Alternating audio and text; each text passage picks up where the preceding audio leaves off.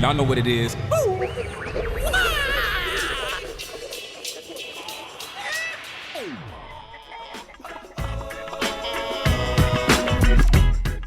Hey everyone, and welcome back to another exciting episode of Eggs Classics. This week we're going on a journey way back to July 2020, deep in the heart of the first wave of COVID, and for many of us, our subsequent lockdowns. Our guest, Thais Gibson, author, speaker, and co-founder of the Personal Development School, came on the show to talk about the mental health implications of being sequestered to our homes, in addition to a variety of other really important topics in the realm of mindfulness and taking control of our mental health.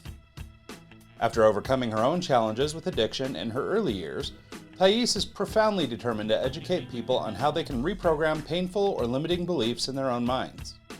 Passionate about personal growth, the subconscious mind, and connecting with others, she's dedicated her life to helping people retrain their brains to achieve relationship fulfillment, abundance, and personal freedom in their lives.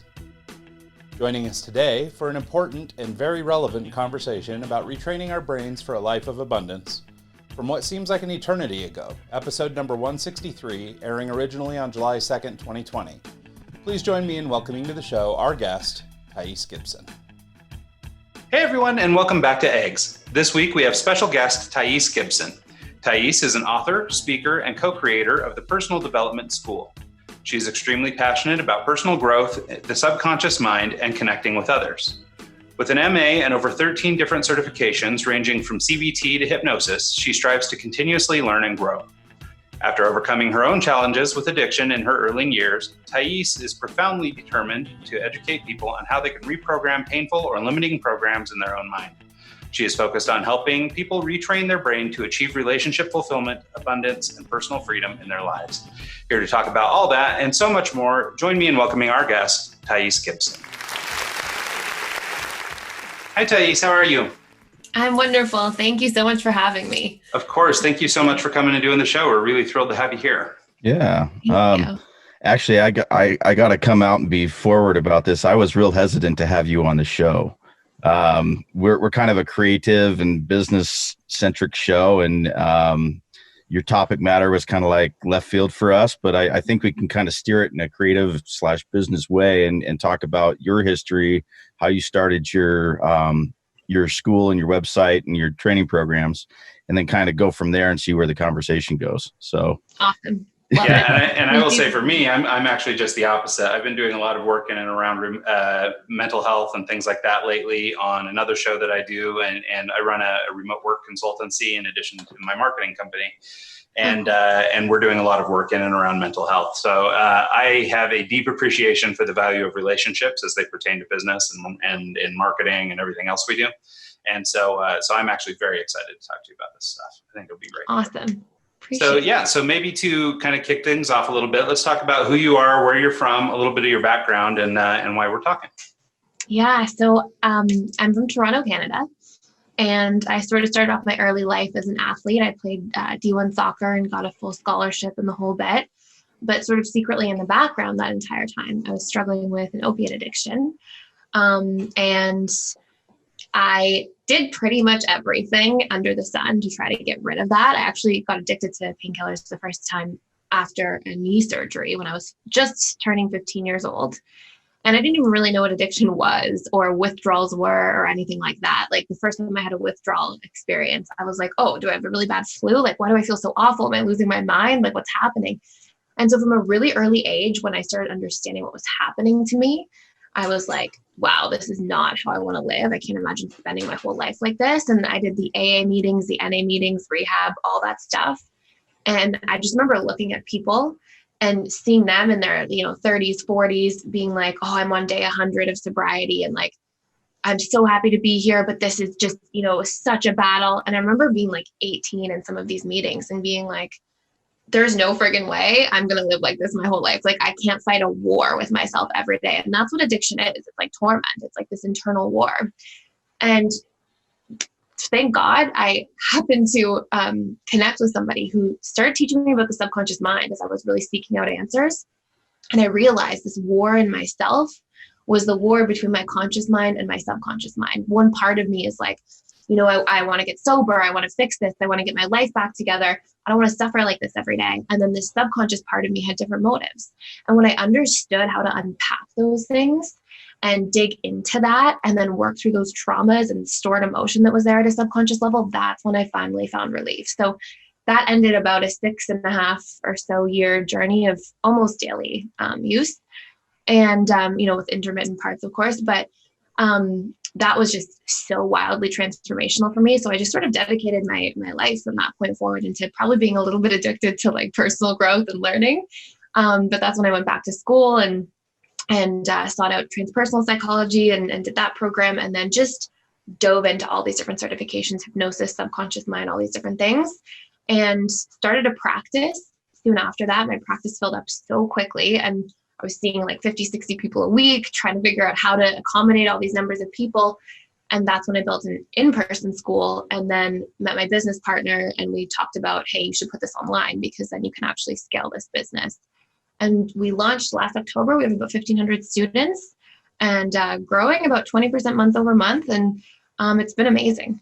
Can you break down how a student relationship works with you online? Is it one-on-one? Is it you watch this video in response to this problem? How does it work? Yeah, so basically we have a couple different things that are happening. We have 30 pre-recorded courses. So they're about 3 hours in length. I record them with a video team. And there's workbooks and modules and all these different things. So it's like an actual online course. And then on top of that, we do 4 live weekly Q&As. So I'll just be there with the students live who are there, who tune in for that webinar, and they can type their questions in the chat and I just answer them live for about an hour and a half. So people get their personal questions answered, and then those are recorded in a course format. So they're like little webinar courses. We pick a topic for each one. And then, and so right now we have about 100 webinars in there, and then 30 pre-recorded courses, and people come in, go through that, and we have it set up in a membership model. So people pay $67 a month US to come in there, be a member, and get all that content and all of that in the meantime. Nice. That's awesome. Well, so maybe before we, I guess if we're going to try and put this in sort of a timeline fashion, let's go back and talk a little bit about sort of your path into developing this platform and everything like that. A lot of the work you do is in and around the ideas of developing relationships. And I wondered if you could sort of talk about this. I have this idea that sort of self-care is maybe as important as being able to take care of other people when it comes to relationships. And I think it's really important that we spend a little time maybe sort of talking about that fundamental step before we get into, how to develop better relationships with other people. So the metaphor that I always use is this idea that, if you're on an airplane, you're supposed to put the oxygen mask on yourself before you put it on the person sitting next to you. The reason being you're no good to them dead. And so, I think that that's a nice metaphor for how it works in life too, right? I mean, if you're not, taking care of yourself, then you're not capable of taking care of other people. So I wonder if you talk about that just sort of as a foundational discussion, and then we can move into, interpersonal relationships. 100%. You know what I would say? I've seen thousands of people at this point, either in one-on-one sessions, group sessions, workshops, and there is a common thread where people, if they are not taking care of themselves and they're overly selfless, those are the people I've seen, at least as a pattern from my end, they get sick. And I think there's a huge important component in anything that you want to do to have proper boundaries, to have proper self-care rituals and routines, and know what fills your cup, because you literally cannot give what you don't have. And I think as a person, I actually went through that transformation and learned that, where I was, taught to a certain degree in childhood, like, self-sacrifice. That's what you're supposed to do. Show up for everybody else. And until I learned how to actually build a relationship to myself and take care of myself and have time cut out, it's my alone time, my self-reflection time, healing just wasn't a possibility. Yeah, no, I think that makes sense. And, even using your example of sort of opiate addiction, maybe moving from addiction to non-addiction to then be able to, to, I guess, get your mind clear and be capable of finding yourself is sort of one step there. And, but I think even for the average person, like you said, so many of us are busy taking care of each other just sort of naturally. That's how we were sort of built, is that we're busy looking out for the other person instead of looking out for ourselves. And, even there might even be some sort of social construct around that where we feel like it's selfish to take care of ourselves.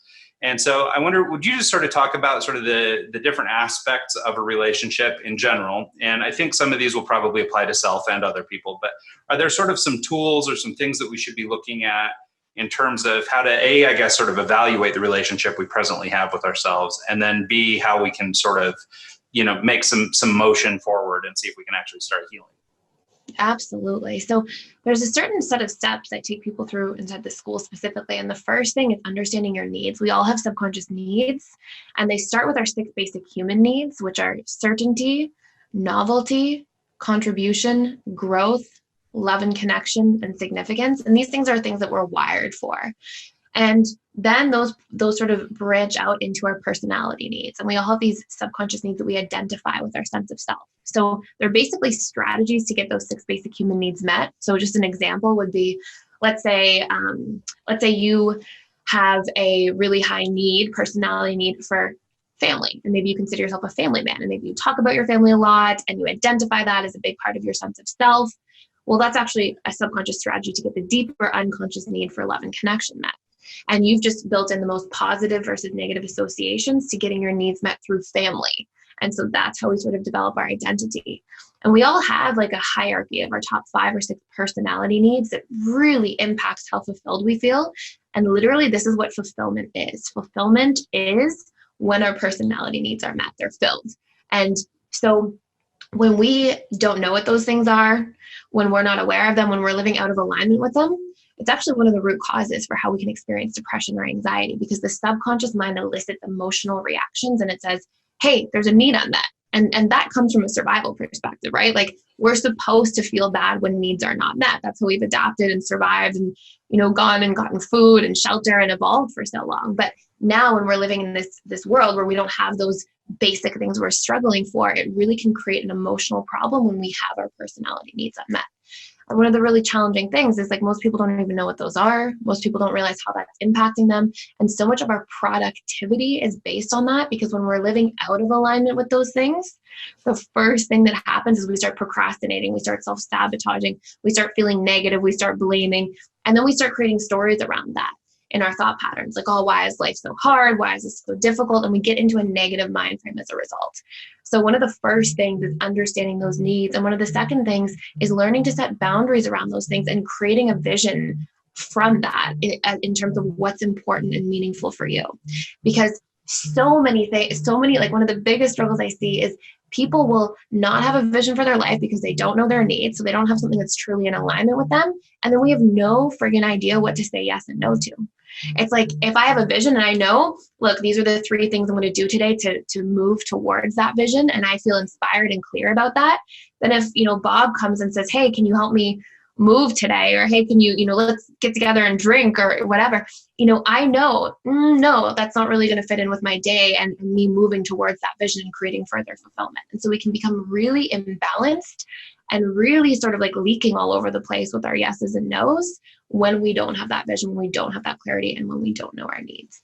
So how does someone start unpacking the deeper aspects of it? What is it? You'd go and take a Myers and Briggs personality test and go from there? Or what's the best way to do that? Good question. Yeah. So Myers-Briggs doesn't tell us our personality needs. It tells us like sort of the flavor of our personality, if anything. What we really want to get into is you can ask yourself a set of questions. And what you'll see is that research tells us very conclusively the conscious mind cannot outwill or overpower the subconscious mind. So we can have all these conscious intentions, but if our subconscious mind has a different itinerary, then it will never reach our goals. This is why you see so many people failing their New Year's resolutions. This is exactly what my experience was with addiction. Like, my conscious mind going sobriety, and my subconscious being like, no, escape the pain from the past, like, numb things out. And so what you can look for when you're trying to understand your subconscious mind is that your subconscious mind is the one governing your behavior. And so you want to look for, what are the things I naturally talk about? What are the things I naturally spend my free time doing?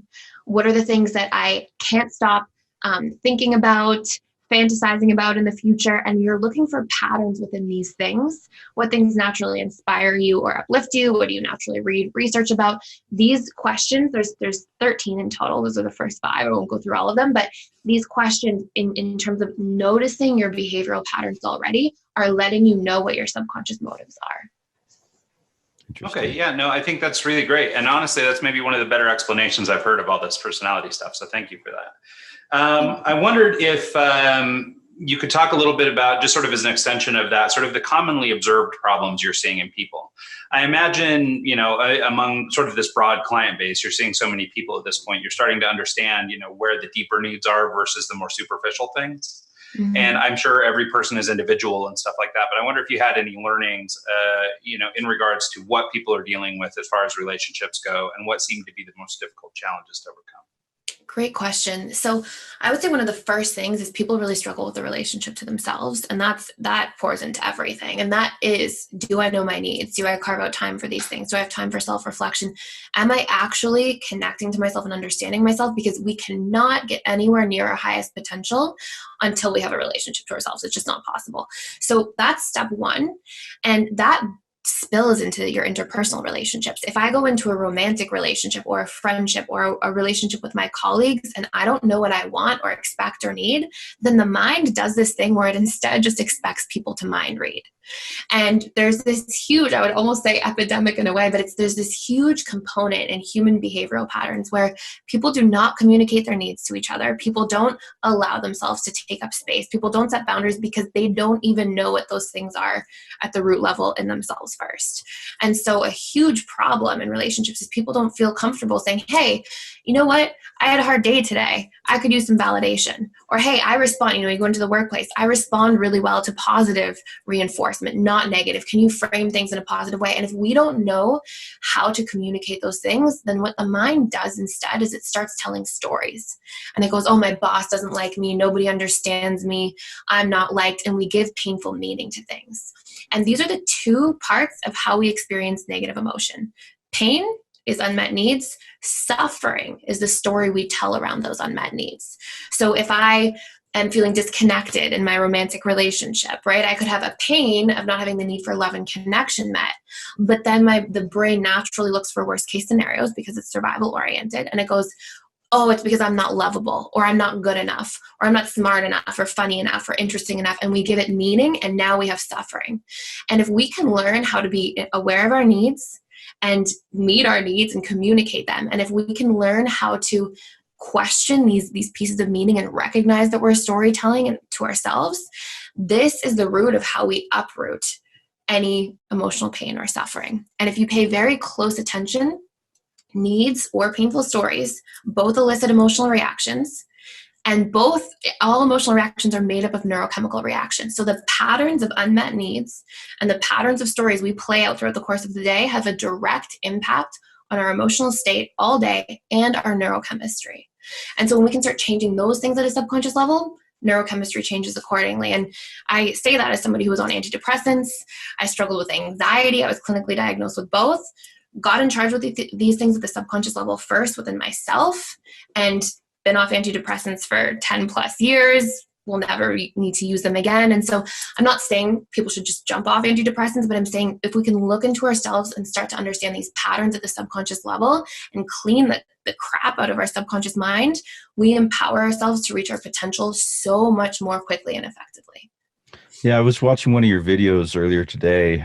You were talking about people who have the ability to kind of read body language over people who are kind of more just, they don't get it as well, and how they tend to do exactly what you just said. They self-analyze and overanalyze just oh, he did this, so that means this. And then they start thinking about it and ruminating on it, and it causes more problems and more problems. And it just kind of goes from there. Can you break that down a little bit? How, someone who is attentive to body language and stuff like that can actually cause problems for themselves?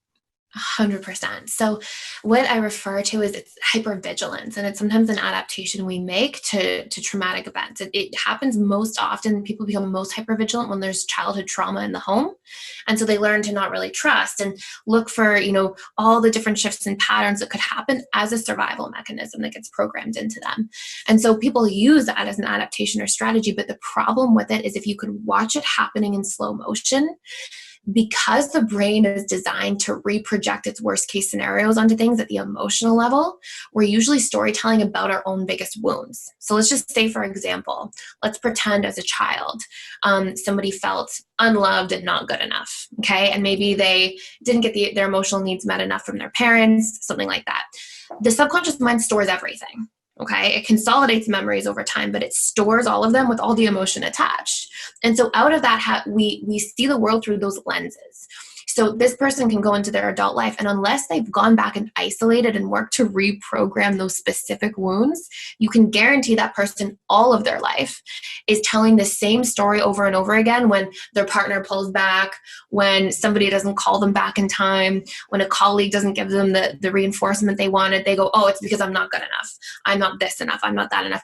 And we tell all of these stories and have all these thoughts coming off of those core beliefs. I like to compare it to like a tree trunk as a core belief. I'm not good enough. And the tree branches are, I'm not smart enough. I'm not attractive enough. I'm not funny enough. I'm not. So we have all these extensions of things. And those things that we tell are based on unresolved traumas that we have stored at a subconscious level within ourselves. And so go ahead. Oh, I was just going to say I've kind of had very similar stuff happen in my life in regards to failure, relationship failure, religion is involved in it. A lot of stuff comes to the forefront, and I've been able to kind of go back and unpack it just by doing exactly what you're saying, and just kind of realizing this caused this caused that, this caused this, and then analyzing it and kind of figuring that out. For someone who hasn't had that opportunity yet, is it pretty much just go hire a therapist and say, hey, analyze me and tell me what I need to fix? Or is there a better route? Is there an easier route? Are there books they can read? What's the starting point to someone? It's a great question. So one interesting thing is that, I went through that whole model, did the therapy, did all that stuff. A lot of people in our traditional healthcare system, and there's amazing things that come out of it. Don't get me wrong. There's incredible modalities, but a lot of people are not talking about the subconscious mind. And research has told us very conclusively, we can't even change unless we engage the subconscious mind in the process. So, one of the first things you want to recognize, and one of the easiest ways of finding what your patterns are, is it's very interesting. When people are in painful situations and they're experiencing suffering or frustration, if you look really closely, there are usually repeat patterns happening your whole life around those same topics. You're experiencing them in different forms, but they're often in the same space. So for example, I was speaking to somebody yesterday, and he was saying, I have this wound around feeling really betrayed and abandoned. And he was talking about his current partner and some of the challenges. And then I said, okay, tell me all the times you felt like that. And he's like, oh my gosh, I felt like this with a coach once. I felt like this and he just lists this laundry list of how he's felt those similar feelings, but he wasn't recognizing it's a pattern because it was happening with different people in all these different situations. And the reason for this is that the subconscious mind is very interested in your survival, not your happiness. So when we have these wounds or these pain points, research shows too, 95 to 97% of our day is run by our subconscious mind, 3 to 5% by our conscious mind, the part we identify with our, rationality and reasoning and logical thinking mind. So all in that 95, 97% of your day, your subconscious mind is actually seeking out the past. It's actually seeking out these things because it goes, even if that hurt, we survived. So those things are working. And this is why people often, they come from an abusive household.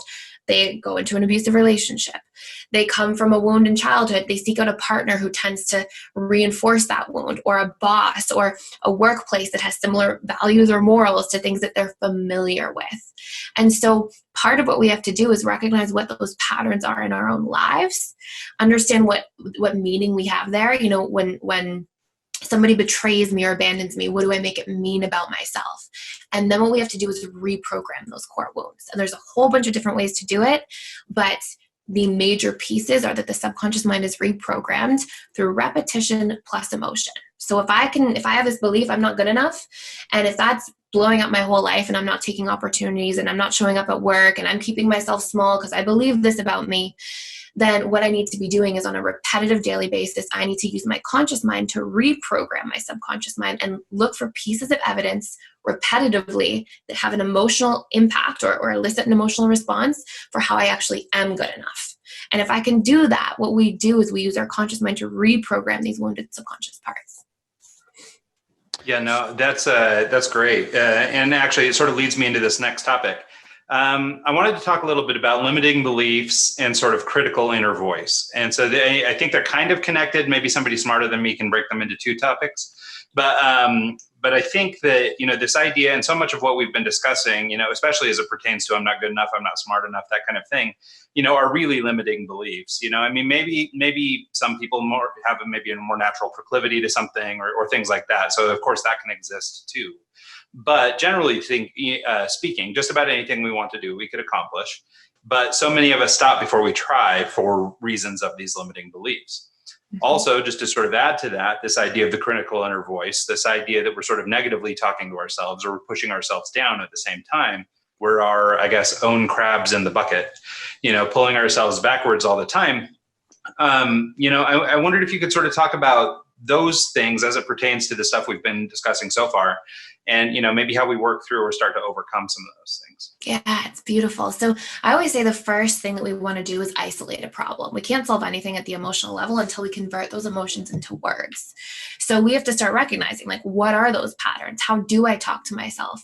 And something really interesting that you'll always find is that the places that we are most self-critical are usually the places that we were criticized the most growing up. And so you can think of that critical inner voice as being basically the internalized voice of your parents, or, any caregiver that raised you, or any circumstance, maybe a teacher, somebody you were repetitively exposed to, because it's the repetition that creates that programming. So we can look at, what are the pain points from how my parents spoke to me, people in my early childhood upbringing spoke to me. And the reason we target inner childhood is because we tend to keep seeing things through that filter. So we tend to keep reinforcing these programs over time. Unless something really profound happens almost accidentally, we usually keep most of those programs from our childhood up, but we just experience different versions of them in our adult lives. So what we want to look at is, like, what were the patterns of how mom talked to me that I didn't like, how dad talked to me in a way I didn't like.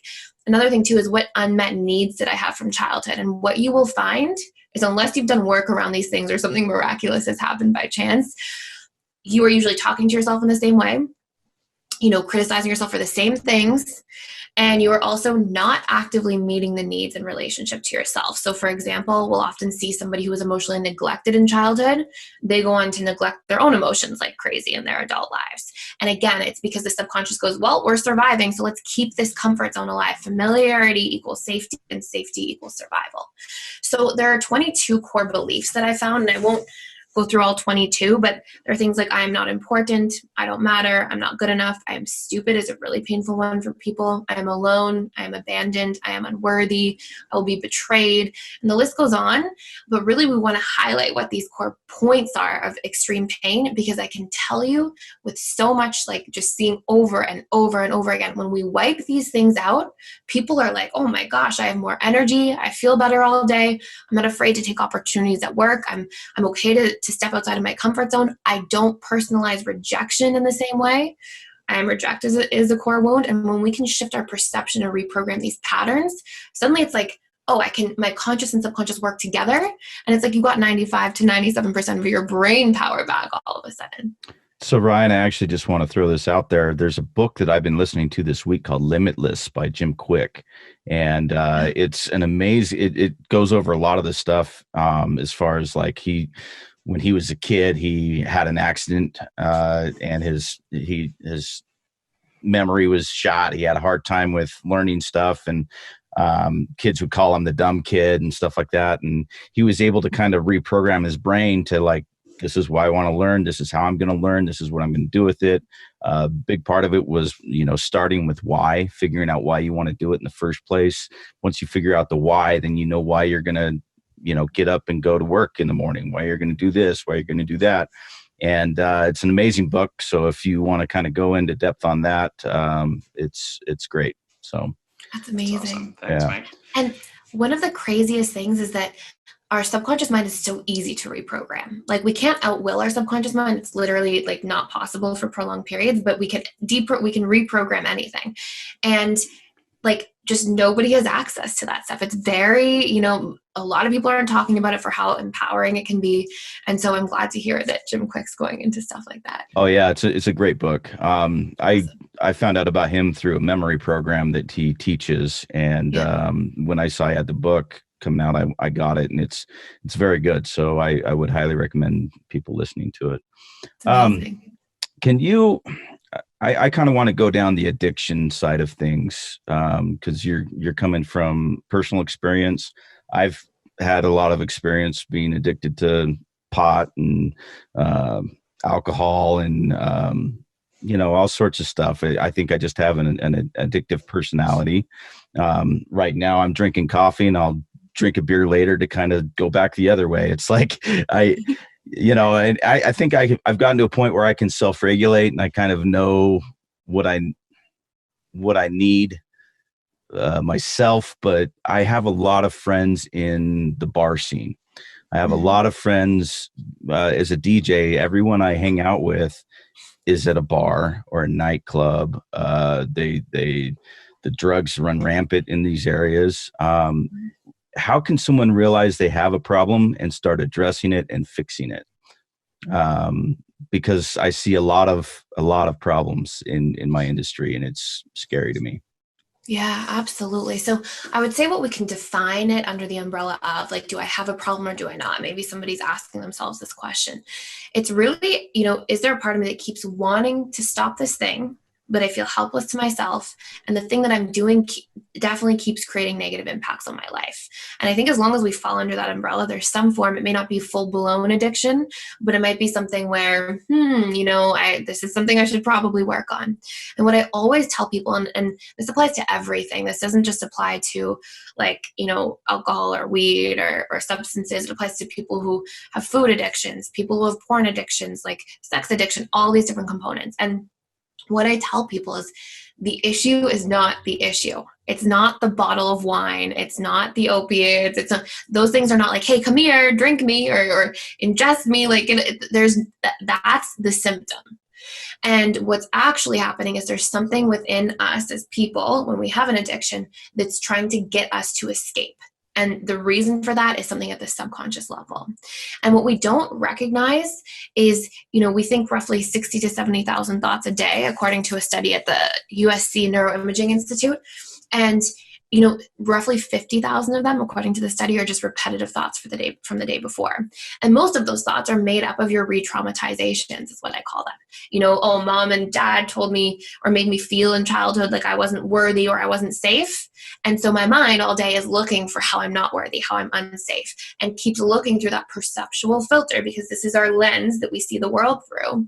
And we have all of these little neurochemical reactions happening with every thought we think, because they elicit those emotional responses, which they're made up of those neurochemicals. So if we're not recognizing what those things are and cleaning those things up, then literally we need to do something to regulate. And every single thing your mind does is a subconscious strategy to get a specific need met. So if I feel bad all day because I'm thinking painful thoughts, I'm keeping things, in the state of re-traumatization from childhood, and I don't realize it because I've adapted and I'm comfortable there and it's what I know, then I'm feeling all these negative emotions, negative neurochemical reactions. And then I know to some degree, I don't feel so good.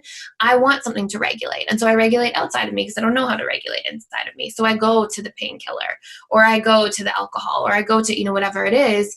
And it's actually your subconscious mind trying to keep you okay and protected, but it's a symptom of something you're running from underneath. And so when we can identify what those things are and shift those things, what we do is we start plucking the weeds at the root level. We deal with the root cause of addiction. And as a natural byproduct of that, the symptom of it starts to change. See, my thought was people have this sense of need for community. They need relationships. They need to be in a group. And for me as a kid, it was church. Everything I did was church. I'd go, Sunday was this, Monday was that, Wednesday was this, Saturdays we had church dances, and everything evolved around that.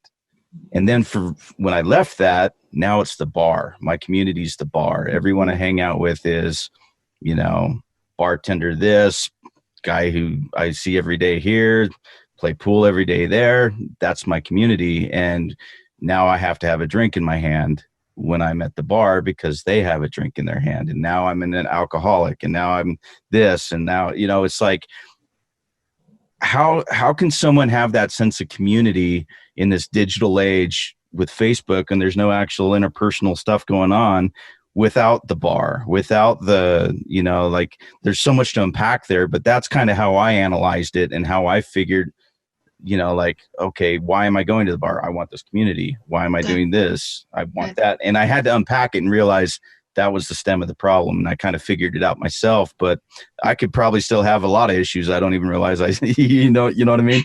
There's just a lot there, but can you kind of like maybe expound on that a little bit? Yeah. So you did the first part already, which is amazing. You started unpacking and going, okay, what needs am I getting met by having the bar? Even if I know that the bar has like a downside to it or drawbacks, I'm trying to get the need met for community. So you've kind of dealt with the need part. It's the very first step of identifying and isolating that problem. And then what you want to do is you want to remember, we're always doing the needs and then the beliefs and the thought patterns, the stories. So you start with the needs, you go, okay, what's a healthier way of getting community that's not the bar if there's too many downsides? And then you have to pattern in and get comfortable, updating your strategy to get that need met. So maybe it's meetup groups. Maybe it's just, having gatherings with friends more often during the day, going to lunch, whatever it is, you can make a list of strategies. That's your first part. And then the second part is, even though it's the norm, why do I have to go and drink at the bar with these people? What shows up for me? What are my beliefs about people or stories about people and interacting with people that make me feel like I need to have something to regulate that, to put into my body, like alcohol, in order to feel safe and comfortable? And so what you want to do is what I call like a story dump. You dump out all of the stories that you have about people. Oh, if I don't drink, I won't be cool enough. Oh, I won't be interesting enough. I'll be excluded from everybody else. I'll feel isolated. And those are all these beliefs you carry about your interactions with people that keep putting you back into, okay, then I need the drink. And they're all happening in a subconscious level. But when you can isolate them and reprogram those things and get those out of the way, now you don't have to feel like I need this to regulate that, because what's actually happening is the little insecurities are happening maybe on your way to the bar in ways you might not even realize consciously at all. And then you get there and you're like, oh, let me get that drink. And the little insecurities, I actually, Jim Quick was talking about it in his book. When you get your phone and you're in a conversation and all of a sudden, you forget something to say, the reaction is to pull your phone up and look at it away from, like the conversation. It's your escape. It's your out. And the drinks were the same thing. I'd have that glass in my hand and then, conversation's getting weird here. I got to take a drink. I got to pull this up. So if you don't have the glass in your hand, you don't have that. It's like your comfort blanket. It's like your go-to. And for me, what I kind of just did was like, okay, I'm going to have a glass in my hand, but it's going to be water and cranberry juice. So it looks like a cocktail. It looks like I'm participating. It looks like I'm part of this, but I'm not getting messed up. I'm not having problems where I'm waking up on the side of the street at the middle of the night, like the crazy shit that you shouldn't be doing. So, but there, I understand. Right? Yeah. No judgment here. So I just wanted to point that out. Those little triggers are what kind of, you have to kind of really self-analyze and figure out why you're doing what you're doing. And for me, it was the drink was the comfort blanket. And by having the water and the cranberry juice, I was able to kind of get rid of I need to get trashed to do my job, and so it's, yeah. So you found an updated strategy to get that need met. And I would almost challenge you to take it a step deeper.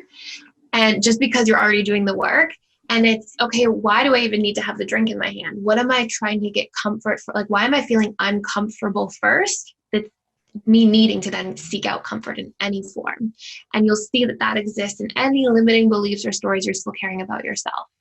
And so things you're afraid to feel, oh, I don't want to feel excluded again like I did in 5th grade. I don't want to feel, not good enough or not interesting or not included with everybody else drinking. And you'll see there are little tiny thought patterns you run if you could watch your mind in slow motion.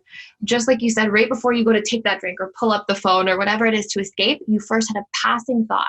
And any thought that passes on autopilot that you didn't surface to the conscious level and go, oh, what thought was that? Or what was I thinking that made me feel this way? Anything that you don't surface to the conscious level, your subconscious mind emotionally believes as if it's an absolute truth. So if you're like, oh, I'll be excluded, you're living in that moment in a reality where you're the excluded loner guy in the corner unless you have that drink. And so it's just a cool way to start observing and analyze and to recognize that emotions are the effect. Like, we have this horrible thing in society where we think, oh, emotions are bad. Emotions are only ever showing you to yourself. They're literally feedback mechanisms to let you know either you just have been telling yourself a painful story or you have an unmet need. And in both cases, they're there to serve you, alert you, so you can do something about either one. Yeah, that's really insightful. I love that. So as we've been talking, we've started to transition. I mean, you can see how, I guess, inextricably created relationship or integrated relationship with self is to relationship with others. But as Mike's indicating, or, sort of telling us here with these different stories and sort of explaining his life, so much of what's happening to us sometimes feels social or feels like it's pressure being imposed from outside sources. And so even though, as we've uncovered, maybe it has a little bit more to do with ourselves than it does with others. But I wonder, as we start to talk more about, now interacting with other people and moving on to, shift our conversation from just ourselves as much as we can, anyway, to the relationships that we make with other people. And I wonder if we could talk a little bit about sort of tools that we can use. And especially now, I mean, I hate to kind of beat the Corona drum, but we're definitely going through like a crazy time right now. And, for a lot of people, they're feeling a lot of isolation, a lot of loneliness, a lot of things. Just being left alone in our own heads has been, I think, really difficult for a lot of people. And so I wonder if you can talk a little bit about just sort of, building relationships in general terms, but then also how we maintain them and sort of keep them going during times of crisis or when we're sort of left to our own devices. 100%. So you're raising such an important point, and it's that, we're wired for two things. We're wired for attachment and closeness, and we're also wired for authenticity or independence, right? And so sometimes they can rub up against each other. But right now, because of the world circumstances, we have a basic human need for love and connection, and that's being taken away. And what we said earlier is, like, anytime you have a need unmet, your brain is constantly going to be eliciting negative emotional responses to try to get your attention so you can pay attention and do something about it. And if we're in a space where that's being taken from us to a large degree, we can't do anything about it. We have to stay quarantined, isolated. We have to start getting really creative with updating our strategies. So one of the first things we have to be able to do is go, okay, we have to acknowledge even those of us who are super independent, even those of us who are, love our alone time and things like that. We have something really basic within us that's being withheld to a certain degree. And so how can we get more love and connection with distance? And what I tell people is it really requires a higher level of vulnerability and a bit of a higher level of effort. And this means, can we make the time? Can we create time to see people on video chat? In our conversations, can we open up and share more about what we're feeling? So much of connection, and this is where most people fail, I would say, not in a negative way, but just it's how we're socialized. So much of connection is getting ourselves actually seen, heard, and understood by other people. We spend a lot of time thinking, oh, we have to be the funny person, the cool person, the whatever. And we don't say to people, hey, what I value in a friendship is X, Y, and Z. What I value in a working relationship, what I'm looking for in a business partner is X, Y, and Z. And we don't share ourselves with people. We try to fit into the boxes we think they've made for us instead. And you can guarantee that you're never going to reach the highest potential of fulfilling your relationships when you're trying to fit into a box that you think somebody else has made for you. And so we can become more vulnerable and we can get our needs met for connection more deeply, even with distance, by starting to communicate what we care about, what we want from people, what we need, share our vulnerabilities, share our fears, and open up that way so we can get seen, heard, and understood, which is missing from pretty much most people's childhood because we go through classical conditioning and we have to fit into that box. And we can take ourselves out of that and stop putting those expectations on ourselves and instead start sharing ourselves. We immediately create the breeding grounds for deeper relationships and bonds to occur. Yeah, no, that's awesome. Really helpful. One of the things I've been sort of tinkering with, or this metaphor I've been using for relationships now during COVID, is this idea of sort of filling a glass of water for purposes of being satiated, right? And so I think of, especially with like the remote work advocacy I think of sort of like, a text is maybe like a drop of water, right? I mean, it's a way of connecting with people, but it's a really small way. Maybe an email is, I don't know, half a cup or a quarter cup or something like this, right? So it fills the cup a little bit more. We're getting closer to being satiated. But if all we got was a quarter cup of water, we wouldn't be very satiated over the, long haul. So, and then, this further ratchets up to, like a video call, for example. And maybe I'm a bit of a purist, but for me, a Zoom call or something like that, maybe it's 90%, maybe it's 95% of a glass of water, right? I mean, we're pretty darn satiated. We can do a lot with video. But for me, I don't think you can really become fully satiated without sort of this interpersonal, real life, eye contact, touch kind of relationship, right? And so especially for remote workers, it's really common for us to wind up feeling isolated or alone or things like this, because in my mind, using this as a metaphor, we have a hard time ever truly becoming satiated if you spend your whole time working apart. And so we have started to, I guess, to use your vernacular, develop strategies and things, like don't rely on our work for our social life, let's go meet somebody for coffee after work or something to get that little human connection or, whatever it is. But I wondered if you had just some strategies like that or different ways that we can, become more related or more connected to people throughout these times. Yeah, so I love your metaphors. I actually have a really similar metaphor I teach in our personality needs course inside of the school. And I say your needs are like buckets, and we can go indirect or we can go direct. We can open the bucket by things like texts and get the little droplets, but you're not going to feel fulfilled. Or you can really open it by trying to find those face-to-face interactions, things like that. So I love that you use that. You're amazing. So here's what I tell people. People have different ways of what makes them feel connected, and different things that make them feel safe and open. Some people, they prefer social connection. So some people prefer lots of short conversations that are fun and light with many different people and variety included in there. Some people prefer that deep emotional connection. And so what I tell people is, like, if you're looking to fill these buckets, right, is to sit down, or the cup, to sit down and write the 10 or 15 times you can think of that you felt most connected in your life to other people. Was it with your old friend in this really deep conversation? Was it with your ex or your current partner when you were, doing this thing or that thing? And what you'll see is that there are patterns through which you feel the most connection. And if you can get clear about those patterns, then you know that those are specifically the needs that I have to seek out relative to connection. And then you can come up with these really creative and fulfilling strategies, because you know what's going to give you the droplets versus what's going to actually open the faucet. So you're really hitting the nail on the head there. And then I think too, I'm not sure if you're familiar, but there's something called the 5 love languages by Dr. Gary Chapman. And he talks about how we all have different ways we give and receive love, and people speak different languages. And so the 5 love languages are acts of service. So doing things for people, cooking them something, driving them to the airport, bringing your wife coffee in the morning, whatever it is. Physical touch, right? Self-explanatory. Gifts, self-explanatory. Then we have words of affirmation and quality time. And one of the biggest things I've seen just in terms of interpersonal relationships, friendships, especially romantic relationships, is that when people speak different love languages, they don't realize that somebody is trying to give love to them. And so let's say, for example, that, there's Bob and Sally, and let's say Bob is acts of service and Sally's like physical touch and quality time. He could be doing things for her, cooking for her, all these things to try to express his love, and they could just be not even acknowledged or received. And not because she's trying to be difficult, but because she's not registering them through her language. And this man, Dr. Gary Chapman, he talks about how literally it's compared to people speaking 2 different languages, and how there's this huge barrier to connection and communication. So I think it can help us to recognize these 2 major things, which are we have patterns we receive love through. They fall into 2 categories. We give and receive love through our own needs. So like I have a huge personal growth need. Forever until I knew this, I was like buying everybody personal growth books and tickets to seminars, like pushing them on people probably. And I remember being offended, like, oh, nobody's reading the books, nobody's going to the seminars. But it's because I'm loving through a language that isn't being received. Somebody doesn't have the same need set, right? And so we love through our own needs and we project them onto others. And then we love through the 5 love languages. And if we can get clear about those things, we can maximize the way we give and receive love and feel like that basic human need is met.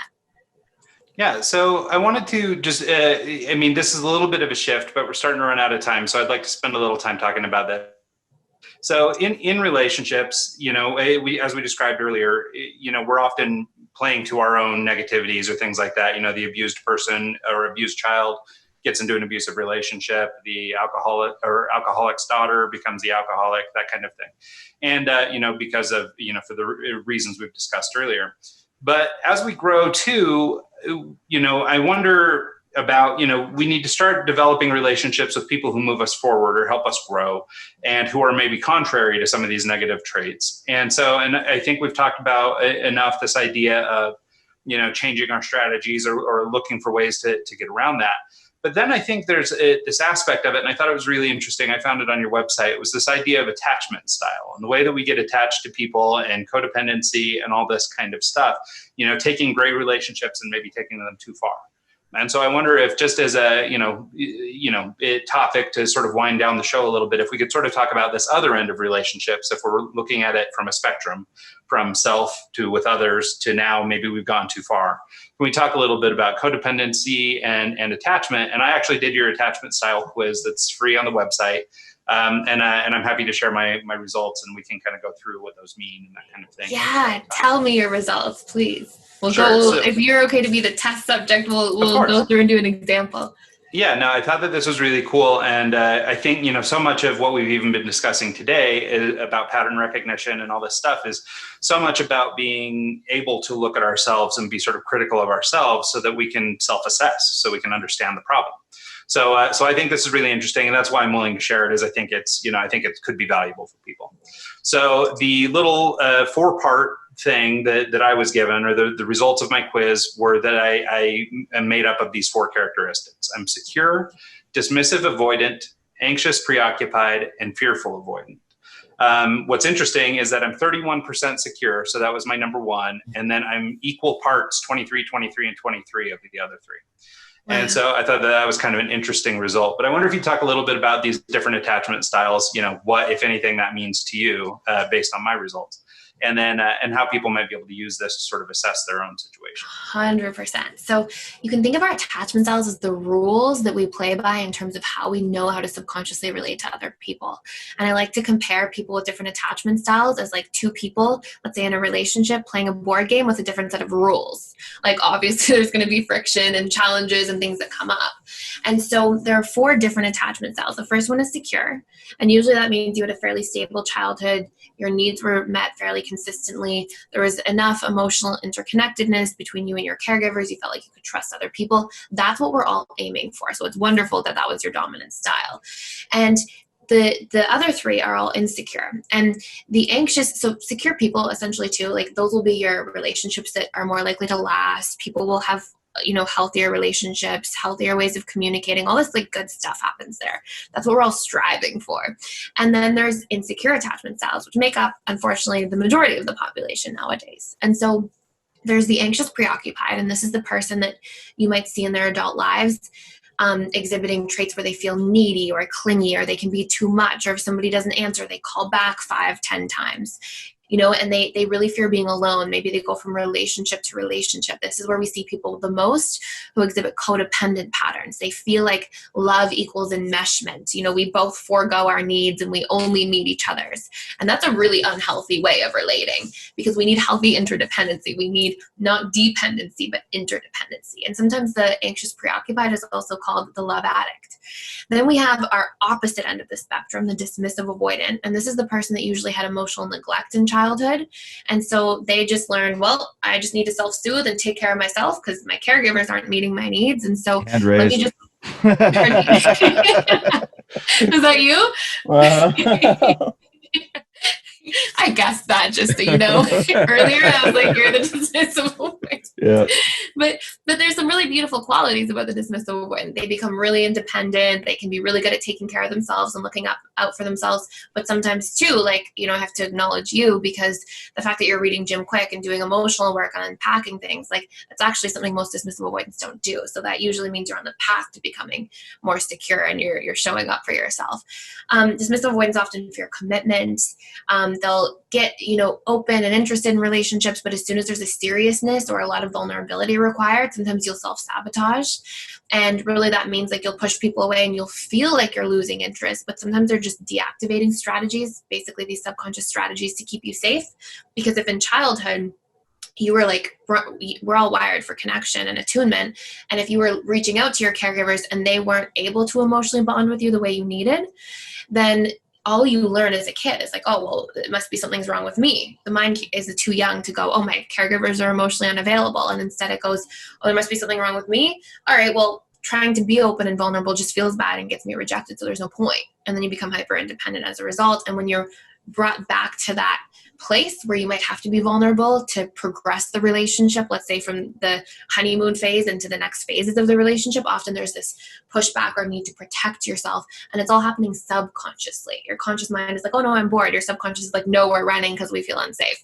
So that's the other end of the spectrum. And the really interesting part is that the anxious and dismissives often come together and attract each other in relationships. Most people in a relationship, unless they're too secure, often have a different attachment style.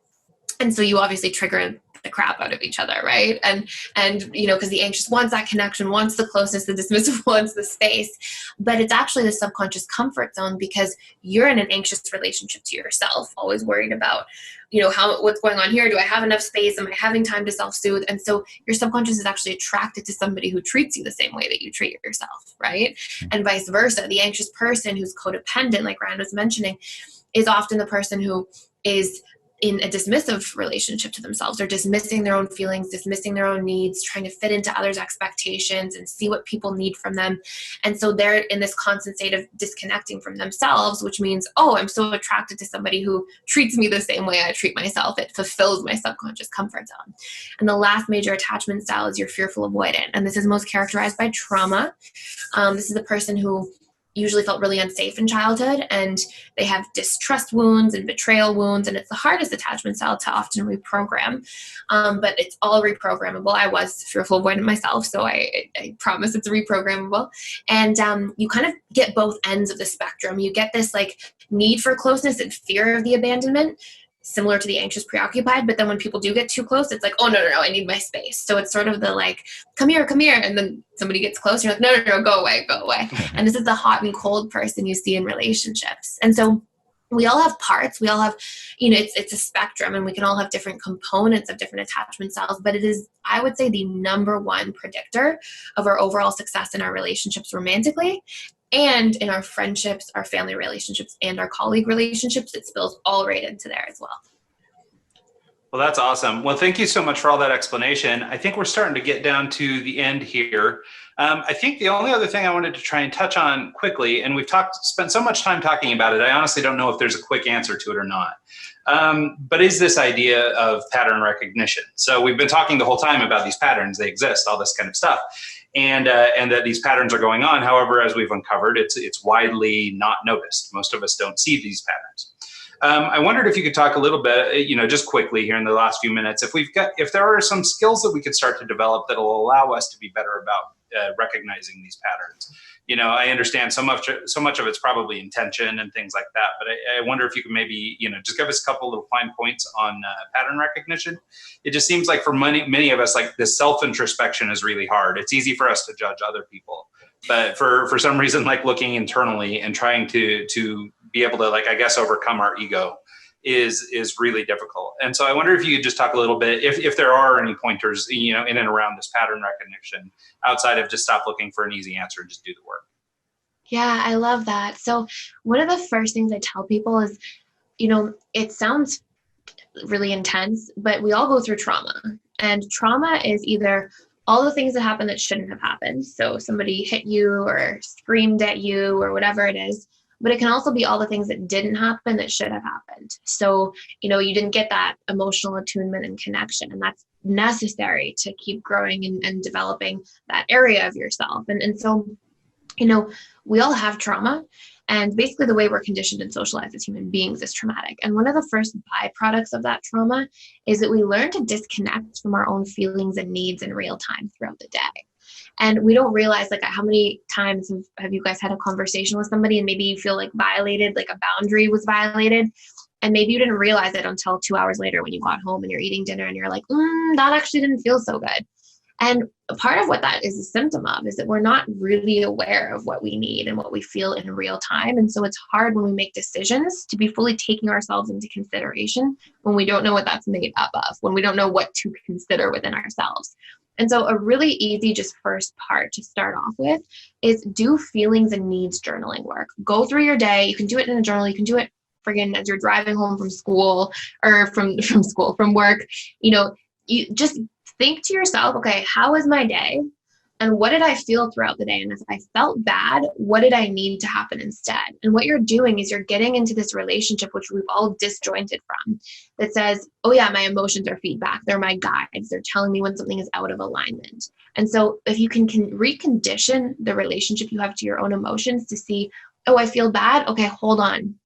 What's going on inside of me? What need is not being met, or what need was violated? Or, what painful thoughts am I thinking? What painful stories am I telling? If you can just do that one thing, you're going to see that entire landscape of your internal subconscious reality change, because then you'll be empowered. Like, oh, I feel bad. Oh, I need to go get this need met. Oh, I feel bad. Oh, I'm telling myself that I'm stupid because I made that mistake at work and I'm running this story. And if you can start changing that at the conscious level, now you can't feel like the victim of your emotions. And now you're going to start recognizing the patterns of your needs and the stories you tell yourself. And what you'll see is that that entire construct is just a set of patterns based on old unresolved traumas that your subconscious is just replaying like old tapes all throughout the day on autopilot.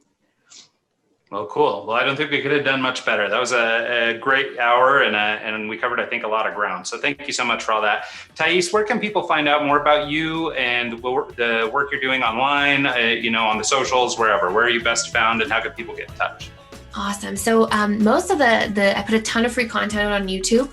So it's Personal Development School Thais Gibson. And then our website is www.personaldevelopmentschool.com. And like you said, there's an attachment style quiz on there for people who are interested in their relationship style. And then we have personal development _ school on Instagram. And it's the Personal Development School itself that has all the different courses and webinars and everything in there.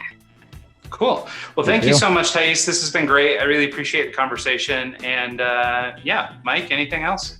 No, just thanks for giving us your time. Really appreciate it. And go check out our website and watch our YouTube videos. Like she said, there's tons of content there. So just find her on YouTube. Awesome. Well, thanks to everybody for so much. Thank you for having me. This was lots of fun, and you guys are wonderful interviewers. Oh, thank you so much. And thanks to everybody who tuned in this week and every week, and we'll see you all next time.